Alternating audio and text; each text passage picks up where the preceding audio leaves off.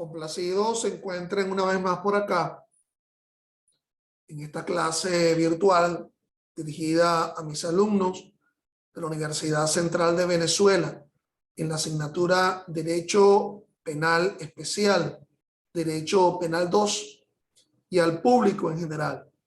Quien les habla es el profesor Ángel Serpa Aponte y estamos transmitiendo en marzo de 2022.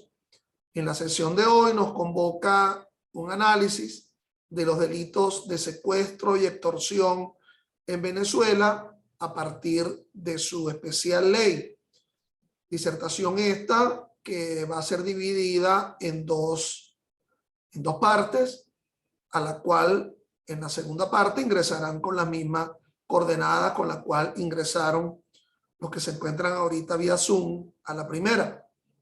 Clases estas que la pueden encontrar después ubicadas en mi canal YouTube, Ángel Serpa Aponte, a los efectos de encontrar mis criterios con respecto a este y a otros temas vinculados al derecho penal, al derecho procesal penal, al derecho penal constitucional.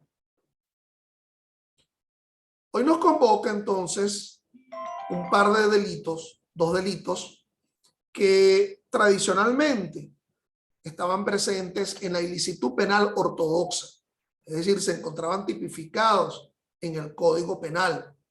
Delitos de muy vieja data, delitos inclusive que se remontan al viejo derecho romano, pero que de un tiempo para acá esa tipificación dentro del Código Penal ha sido derogada, ha sido vaciada y se ha descrito, se han tipificado estos ilícitos en cuerpos de ilicitud penal colateral, como la ley contra el secuestro y la extorsión, que como el nombre lo indica, regula exclusivamente estos dos delitos, más los subtipos que por vía de las agravantes y otras consideraciones vinculadas a la complicidad en el propio delito, además de los diferentes subtipos que a partir de esos tipos básicos del secuestro y la extorsión eran conocidos en el Código Penal, cuyo apartado vinculado al secuestro y la extorsión ahora se analiza en la especial ley. De igual forma, como lo hice en la pasada sesión cuando hablábamos de la ley contra el hurto y robo de vehículos, han de entender ustedes que todo el continente dogmático, o mejor dicho, todo ese contenido dogmático que está presente dentro del libro primero del Código Penal, bien, la tipicidad, la culpabilidad, la antijuridicidad, la dosimetría penal, el concurso de personas y todas estas variables vinculadas a la interpretación para el establecimiento de la responsabilidad penal en determinadas familias de delitos todavía siguen estando dentro de ese Código Penal para regular el análisis y la interpretación de los ilícitos contenidos en la especial ley. Obviamente que cuando hablamos de secuestro en el ámbito venezolano, nos estamos refiriendo a lo que en otras jurisdicciones, en otras normativas, se denomina como secuestro extorsivo, y con lo cual pareciera que los dos ilícitos están allí presentes en una misma relación. Secuestro extorsivo lo denominan en otras partes, en España, etcétera. Un poco para diferenciar la posibilidad de la privación de la libertad a otros fines. La privación de la libertad per se en sí mismo como delito autónomo o una privación de la libertad con un contenido de conscupiscencia. Entonces, cuando se habla del llamado secuestro extorsivo es porque se está aludiendo a la finalidad de delito contra la propiedad, en otras partes denominados también delitos contra el patrimonio. Es decir, esa causación de esa privación de la libertad manteniendo en cautiverio es con una finalidad de carácter patrimonial por la vía de la exigencia y del pago de rescate contra el reintegro de la libertad. Es obvio que en ambos tipos penales nos encontramos con bienes jurídicos distintivos. Hablaríamos del secuestro como delito pluriofensivo en donde se está afectando la libertad ambulatoria, la libertad de desplazamiento, más la propiedad, y en el caso de la extorsión estaríamos hablando de la obligación, la libertad de hacer, es decir, la realización de determinadas conductas impuestas por mecanismos de constreñimiento, etcétera, y en la cual la persona se mantiene en una libertad ambulatoria, pero obligado a realizar determinadas circunstancias contra el pago de un importe.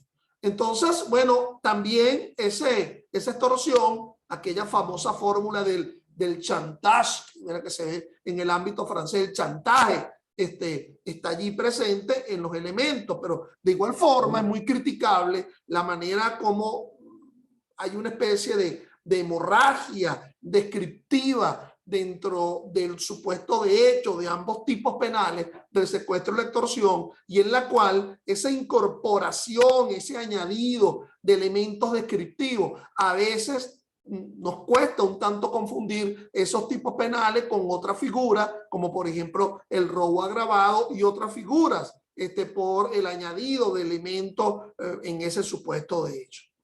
Bueno, como siempre, en el análisis de estos tipos penales, además de hacer la obvia referencia a su componente normativo, como están regulados, yo siempre los invito a que tengan ante sí algún tratamiento doctrinario del asunto.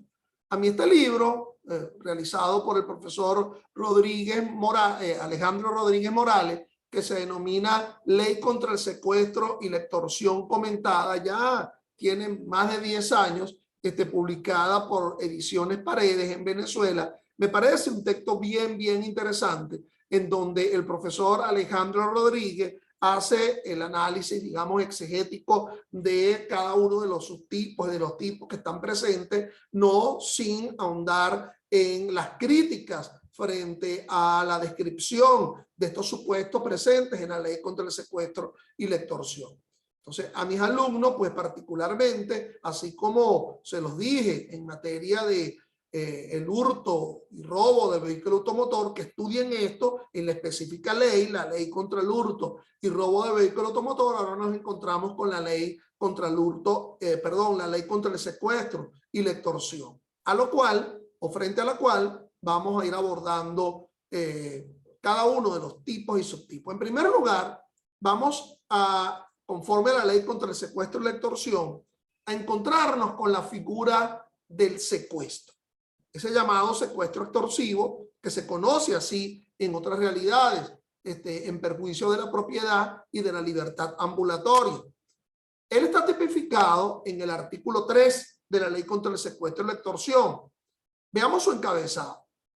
Quien ilegítimamente prive de su libertad, retenga, oculte, arrebate o traslade a una o más personas por cualquier medio a un lugar distinto al que se hallaba para obtener de ella o de terceras personas dinero, bienes, títulos, documentos, beneficios, acciones u omisiones que produzcan efecto jurídico o que alteren de cualquier manera sus derechos a cambio de su libertad, será sancionado o sancionada con prisión de 20 a 30 años. Como te darás cuenta, el supuesto de hecho es bastante extensivo, es bastante complejo, es un delito complejo per se. En la tradicional estructura del delito era complejo porque hay diferentes actos ejecutivos que se ubican en su realización: privación de la libertad, mantenimiento del cautiverio, exigencia para el pago de un rescate, pago del rescate, liberación. Todos estos actos ejecutivos concebidos, sintetizados en la palabra secuestro. En la redacción que estaba en el Código Penal se hablaba del que secuestrare. Fíjense que la palabra secuestro no aparece en sí mismo en el supuesto de hecho del artículo 3.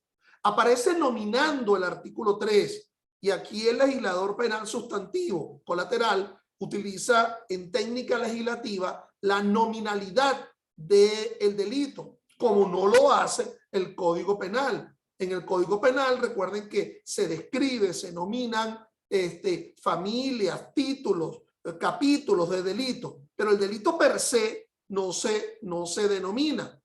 Aquí se denomina con la palabra secuestro, y con la cual uno diría, bueno, secuestro propio, pero la fórmula del secuestro per se, coloquialmente concebida, no está en la descripción del supuesto de hecho.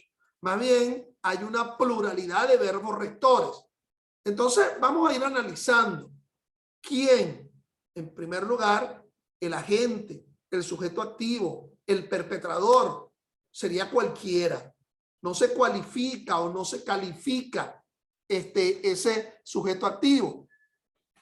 Inclusive, podría ser un sujeto activo singular. Es decir, el secuestro no exige una pluralidad en la perpetración. Obviamente que si hay partícipes, cómplices, cooperadores o coautores, estaríamos hablando de una pluralidad.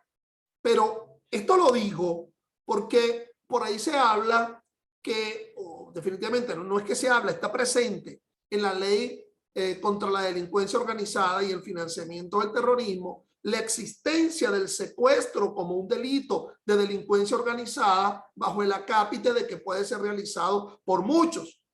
Es obvio que un secuestro puede ser realizado por una singular persona, al igual que una singular persona puede secuestrar a una singular persona o a varias personas.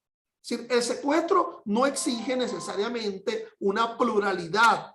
El hecho de la ostentosa, fuerte sanción de los 20 a 30 años que se ubica en el infine del artículo 3 no se está dada por una pluralidad de perpetradores, puede ser uno solo. Entonces, un sujeto activo que no se cualifica, que no se califica, que puede ser indeterminado frente a una víctima indeterminada. Es decir, en primer lugar, ha de ser una víctima que tenga el concepto de libertad, que tenga un concepto de desplazamiento ambulatorio, trasladarse de un sitio al otro, ¿ok? Puesto que si alguien no tiene una concepción de libertad, un bebé, por ejemplo, mal pudiéramos decir que existe una coacción constriñendo la libertad, pero sigue estando otra víctima. Y con lo cual, aquí sí había víctimas plurales en el secuestro. No porque se pudiera secuestrar a más de una persona, sino porque las víctimas plurales se traducen a partir del bien jurídico que se está afectando de cada una de ellas. Una, la que pierde la libertad, esa libertad ambulatoria, y la otra víctima, la que paga el rescate, el importe. Por cierto, puede ser que más de una víctima se haya dividido el pago del importe, como también puede ser que exista más de una víctima que esté perdiendo la libertad ambulatoria en ocasión de un solo secuestro. Y con lo cual, mal podríamos hablar de una hipótesis de concurso real o material, sino que hay una unidad de acción y una unidad del hecho en la realización del secuestro, bajo ese acápite. Quien ilegítimamente prive de su libertad. La expresión ilegítimamente. Claro, porque puede haber privaciones legítimas de la libertad de alguien. Allí está la Constitución en el artículo 44, hablándonos de la libertad, la inviolabilidad de la libertad como derecho fundamental del ser humano. Pero de inmediato, en ese artículo 44, numeral primero, establece las hipótesis legítimas de la violabilidad de la libertad, de la privación de la libertad. Y dice ese numeral primero del artículo 44, por la comisión flagrante de un hecho ilícito, alguien que esté cometiendo flagrantemente un hecho ilícito, un sospechoso, mal se podría decir que está siendo secuestrado, o esa pérdida de la libertad por una previa orden judicial, una orden de allanamiento, una medida judicial preventiva privativa de libertad, una sentencia condenatoria. Entonces, es decir, el tema de la privación ilegítima de la libertad no tolerada por el derecho conduce a afirmar la antijuridicidad del delito, del secuestro. Es decir, la existencia de causas de justificación para una privación de la libertad se traduce, bueno, en el accionar de un proceso, en la persecución de alguien, en la comisión de un delito o por otras circunstancias que estarían siendo vinculadas, por ejemplo, al ejercicio de determinadas conductas. Por ejemplo, yo no te estoy privando de la libertad, pero el examen es en el salón de clase. Es decir, si quieres realizar el examen, si como la finalidad es una finalidad de carácter evaluativa, te tengo que mantener en el ámbito de un salón de clase a los fines de que puedas realizar el examen o que puedas seguir asumiendo una actividad. El hecho de la relación laboral, en donde se habla ya no solamente es decir, de los conceptos que demarcan el contrato del trabajo, ¿verdad? Se habla prestación, remuneración, subordinación. Entonces, bueno, la ajenidad, el mantenerse dentro de un sitio de trabajo a los efectos de realizar una profesión. Entonces, estamos hablando de una privación ilegítima de la libertad. Hasta ahora, en ello se parece mucho a la privación ilegítima de la libertad como delito autónomo. Pero lo que traduciría otra finalidad, y aquí es bueno la tesis finalista del derecho penal, aquellas famosas expresiones de Belzel y otros grandes padres del finalismo dentro del derecho penal, bueno, es el propósito ulterior, quien ilegítimamente priva de su libertad. Pero fíjense que ahí pareciera que la privación de la libertad no se mantiene solamente, sino hay otros verbos. Habla de privación de la libertad, retenga, oculte, arrebate o traslade a más de una persona, a una o más de una persona, como acto ejecutivo, digamos, esencial del delito de secuestro. Nótese la palabra arrebate en el artículo 3. Por favor, no confundir con aquella modalidad del robo impropio en la modalidad de arrebatón que está descrito en la parte final del artículo 456 del Código Penal.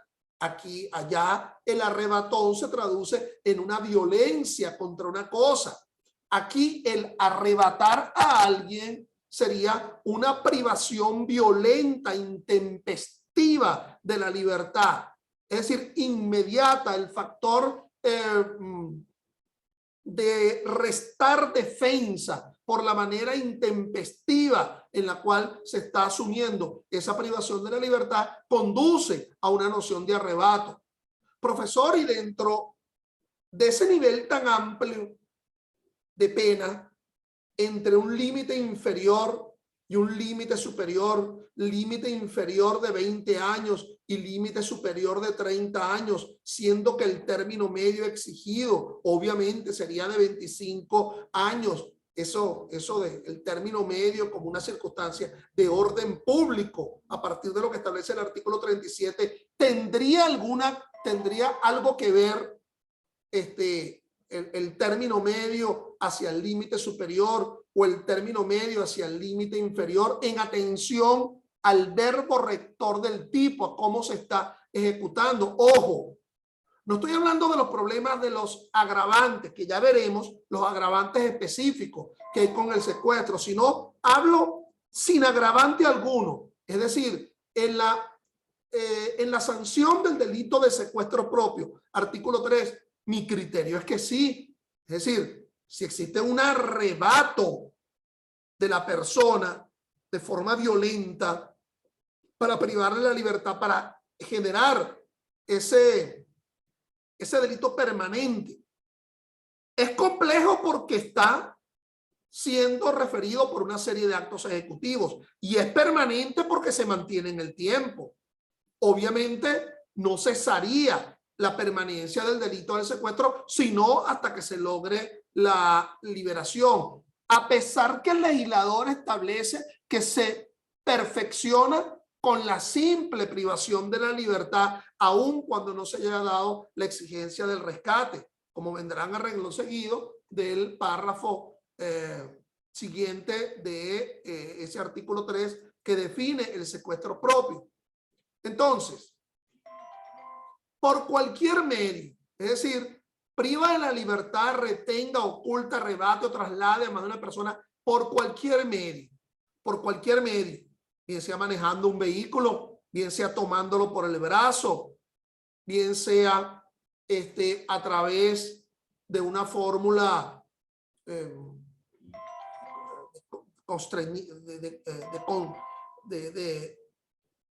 constreñir o de intimidar a alguien a los fines de que no pueda seguirse desplazando por los sitios en donde voluntariamente se quiera, sino en donde se lo exija el agente. Entonces, fíjense, habla a un lugar distinto al que se hallaba. Entonces, hay condiciones de modo y tiempo y lugar en el delito de secuestro. Si en primer lugar, la modalidad privar de la libertad, retener, ocultar, arrebatar o trasladar. ¿Quién? Sujeto pasivo, la víctima, una de las víctimas, la persona que pierde la libertad ambulatoria por cualquier medio, pero habla de una referencia de lugar. Para hablar de secuestro tendríamos que a un lugar distinto al que se hallaba. Es decir, tiene que darse evidentemente ese desplazamiento. Ahora bien, aquí ha habido muchas consideraciones sobre si todavía podemos hablar del secuestro del que es mantenido en su propia casa. Si no se ha trasladado, sino que el que se ha mantenido en su propia casa. Obviamente que la necesidad de trasladarse de alguien forma parte de ese esquema de la libertad. Hay un esquema de la libertad personal en la cual el desplazamiento es lo pivotal de dicha libertad. Hay libertad de educación, libertad sexual, libertad de trabajo, libertad económica, pero obviamente la fundamental a partir del artículo 44 de la libertad es la libertad personal de desplazamiento, ¿ok? Aun cuando alguien se mantenga en su casa. Es más, los criterios del Tribunal Supremo es que todavía existe una afectación de la libertad aun cuando se diera la detención domiciliaria, y que la detención domiciliaria no es más que una forma de privación de la libertad. El mismo razonamiento estaría presente frente a quien se coacciona para que, mantenido en la casa, no pueda ser trasladado por la exigencia del rescate como otros elementos consustanciales del secuestro. Y aquí vendríamos con ese elemento patrimonial. Para obtener de ellas, entonces, en ese artículo 13 habla de que el pedimento del rescate puede hacer frente a la propia persona que pierde la libertad ambulatoria, circunstancia en la cual nos conduce a hacernos la pregunta de cuál sería la diferencia entre el secuestro y el robo agravado. Porque antiguamente quizás no lo habría por la exigencia a otro, a un tercero, del pago del importe, pero frente a la propia persona que ha perdido la libertad, el pago del rescate, bueno, la diferencia sería un problema de inmediación o de mantenimiento o de permanencia en el caso del secuestro frente al carácter inmediato de la persona que está siendo robada. Es decir, en este caso yo te mantengo sin desplazamiento en el breve momento que me conllevaría el recibir la cosa de ti por estar coaccionada o coaccionado o por estar intimidado, o que yo lo tome de ti y que no exista ningún tipo de defensa. Entonces, el problema que está vinculado a la realización inmediata del robo agravado frente a esa permanencia en materia del secuestro. Para obtener de ella o de terceras personas, entonces aquí vendría el beneficio que se está exigiendo en el secuestro. Se habla de dinero, bienes, títulos, documentos, beneficios, acciones u omisiones. Aquí uno sintetizaría con el término beneficio, ¿ok? Pero fíjense que se habla también de omisiones y por lo tanto, en el caso de la omisión, entonces debería ser entendido, ¿verdad? En el sentido de que esa omisión le causa un beneficio patrimonial a la gente. Es decir, si yo, mientras no se me conceda, no se genere el efecto que estaría presente en la actividad omisiva de quien se le exige el pago del rescate, yo no te libero. Entonces hay una omisión por parte del que tiene que pagar el rescate que conduciría a una liberación con posterioridad al beneficio que se obtiene con dicha omisión. Es decir, dejar de hacer algo. Ahora bien, ha de asumirse que el secuestro es un delito contra la propiedad, ¿ok?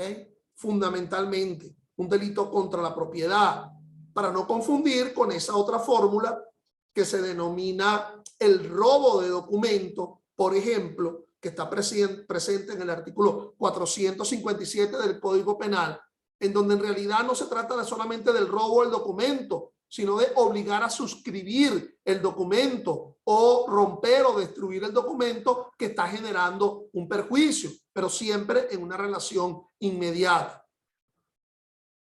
Fíjense, acciones o omisiones que produzcan efectos jurídicos o que alteren de cualquier manera sus derechos.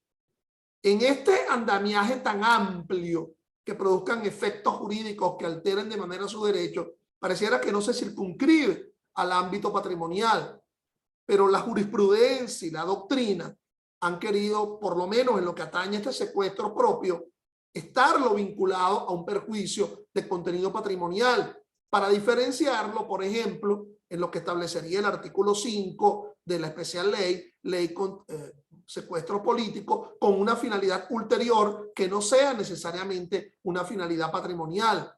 Será sancionado con una prisión de 20 a 30 años, bastante extenso. Entonces, aquí viene la aclaratoria sobre la parte del artículo 3, sobre el momento consumativo del delito de secuestro.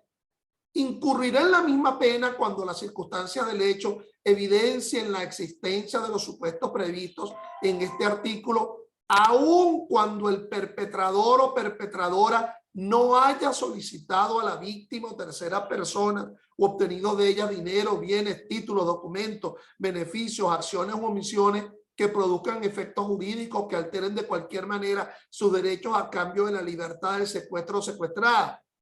Entonces, eso no está. No existe la exigencia. Pero ¿qué es lo que sí hay? Bueno, lo que sí hay es el primer supuesto del artículo 3. Es decir, la privación de la libertad, la retención de alguien en el ocultamiento, el arrebato o el trasladar a la persona de un lugar distinto en el que se hallaba, para obtener de ella de terceras personas dinero, aunque en realidad no se haya dado la exigencia, pero la finalidad era una finalidad de carácter patrimonial. ¿Y cómo podemos evidenciarlo? Como siempre te lo he dicho, en materia de derecho penal y sobre todo derecho penal especial, tú asumes el hecho como si existiera. No es una consideración de carácter probatoria, es que existe como tal. Ahora, si me pides una precisión a nivel probatorio, bueno, imagínate, se encontró la persona que secuestró al otro, el número del teléfono del que se iba a llamar para exigirle el rescate. Se indagó y de alguna forma está probado que quien tenía el dinero para pagar el rescate era una tercera persona, bien sea por indagación previa, aunque no se haya llamado a esos fines. Si la finalidad no era una finalidad ni concupiscente, ni de aflicción de la libertad, per se, de aflicción de delitos contra la administración de justicia, por ejemplo, no privaciones ilegítimas de la libertad, sino con una finalidad de contenido patrimonial por lo pronto, en lo que atañe a este artículo 3 con el secuestro propio. Es un delito pluriofensivo, afecta más de un bien jurídico. Libertad ambulatoria o de movimiento del secuestrador y la propiedad, al exigirse el pago de un rescate para proceder a la liberación, por lo menos en la finalidad. Hay que diferenciarlo, como siempre se los he dicho, del 174 del Código Penal, la llamada privación ilegítima de la libertad, que este sí es un delito uniofensivo, al ser este secuestro de carácter extorsivo, es a los fines de afectar la propiedad. Por otra parte, hay que diferenciarlo de un delito contra la libertad sexual, que es el rapto, descrito en el artículo 383 del Código Penal. Una privación ilegítima de libertad de mujer mayor o emancipada con unos fines de libertinaje o matrimonio, que en este caso no hay prestación económica, sino el fin de libertinaje, como suele decirse en la forma clásica, dentro de esa familia de delitos que está descrito en el Código Penal a partir del artículo 374. Hay un provecho del propio sujeto activo o de un tercero, porque puede ser que el rescate sea para el aprovechamiento personal, pero también puede ser para el aprovechamiento de otro. Es decir, un autor mediato frente al autor material del secuestro. Es decir, un secuestro realizado por vía de un sicariato, un secuestro realizado por vía de una determinación o de una instigación, siendo que el disfrute sería para otro, del pago del importe, realizando el autor material todo lo que materialmente se le exige. Se consuma desde que se realiza la propia privación de libertad con fin de obtener el provecho, aunque no se concrete el pago, como lo indica en la parte del 3. Es un delito de intención. La intención subjetiva del autor está dirigida a un resultado que va más allá del tipo objetivo.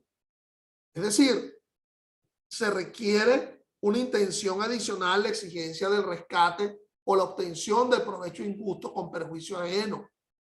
Por ello, obviamente, no podrá ser un delito negligente, imprudente, imperito. Es un delito doloso. Mal se puede asumir un secuestro culposo. Es un delito doloso. Entonces, veamos que este delito, pues,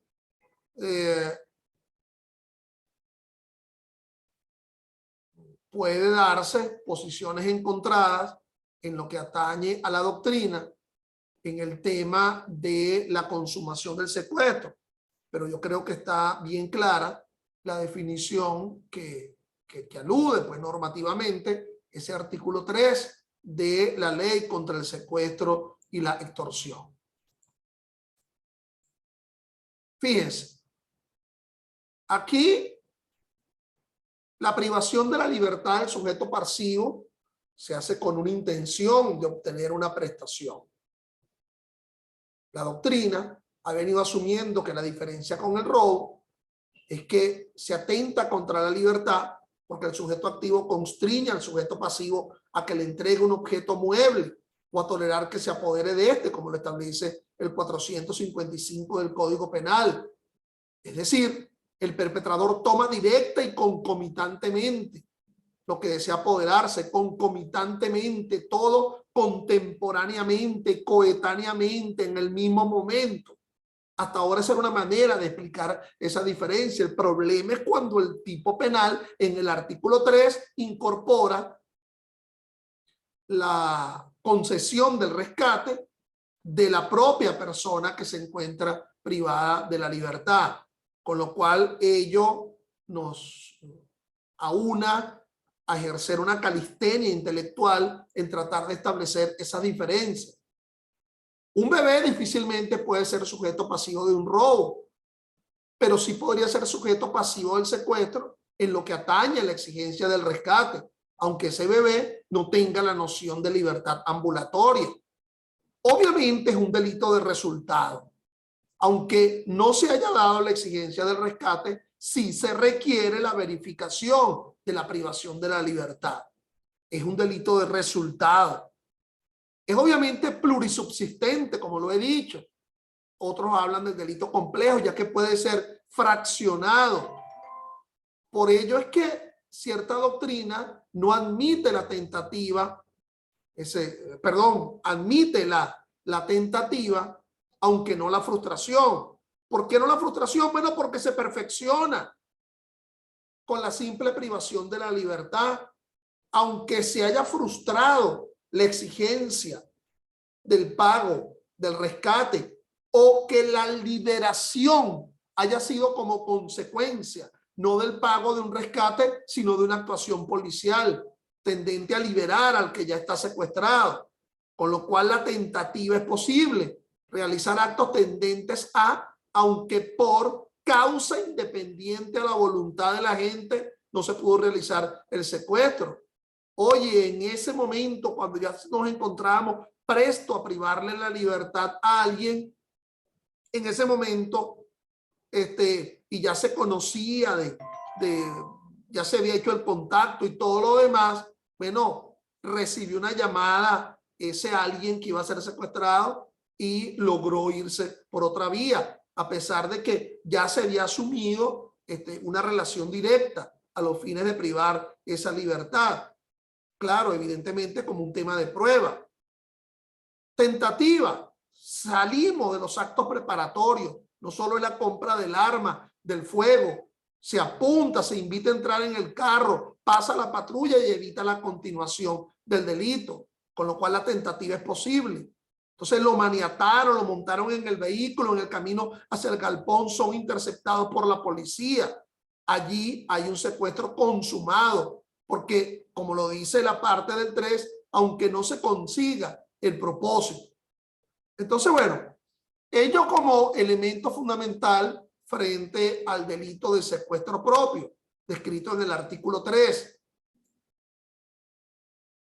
A mí siempre me ha gustado este voto salvado del doctor Angulo Fontivero. En la sentencia 234 del 14 de mayo del año 02, donde se planteaba la diferencia, o él planteaba el voto salvante con respecto al robo agravado. Veámoslo en función del caso en concreto. Un secuestro consiste en cobrar un rescate por la libertad de las víctimas.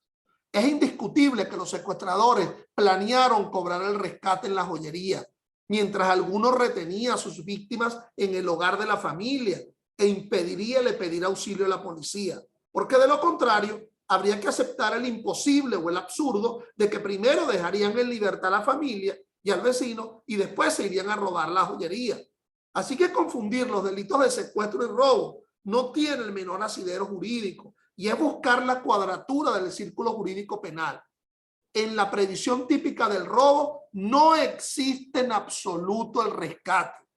Y el hecho de que los secuestradores no hayan podido cobrar el rescate porque la señora se comunicó por un teléfono portátil o celular con un familiar que llamó a la policía y se trasladaron al lugar, funcionarios policiales inmediaron y lograron que se entregaran a los secuestradores, no enerva el delito de secuestro, aun cuando no se consiga su intento. O sea que, aunque los secuestradores no logren su intento de cobrar el rescate por la razón que sea, queda consumado a la perfección el delito de secuestro. Criterio bueno, que se verifica a partir de la parte del artículo 3 de la Ley contra el Secuestro y la Extorsión. Por favor, ingresen a la segunda parte de esta disertación con las mismas coordenadas. Gracias.